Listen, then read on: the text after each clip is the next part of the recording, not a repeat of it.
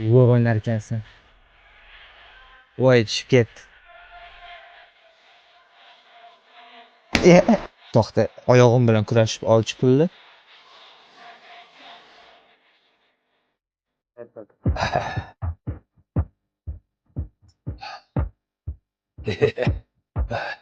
Voy makam. Voy men endi boyman. Hammasiga ara olaman. Hammasiga ara olaman. Madina, nima qilyapsan? Ha? Aslanimga ko'madik. Yana kitoblarni o'qiyapsanmi? Ha? Menga pul kerak. Seni onang o'g'il tug'masdan o'lib ketdi. Seni menga tashab. Hay.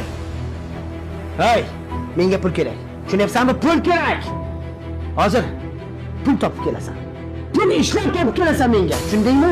Qanaqa qilib topaman otajon? Axir hali o'qiyman. Bo'lmayman. Yur. Yur. Yo'q.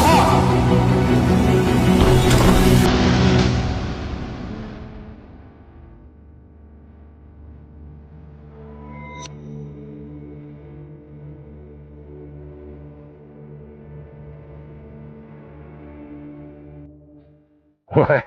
Ey qiz. Nega menga doim katta pul berasan? Chunki sizga faqat pul kerak otajon. Hamma qizimisan. Afsuski, meni otamsiz. Ko'chaga chiqib ketayotib, oxiri ko'cha uyingiz bo'lib qoldi. Men bilan esa aslo ishingiz ham bo'lmadi.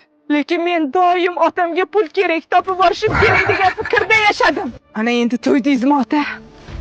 Qaniydi siz yaxshi ota bo'lganingizda edi. Sizga munosib farzand bo'lgan bo'lardi. Aroqni emas, meni yaxshi ko'rganingizda edi. Men qo'rqaman. Boshqa hech qanday bir qizni otasi siz kabi bo'lmasin. Men ketdim. Sizga yana ko'p pullar ishlab topib kelganman.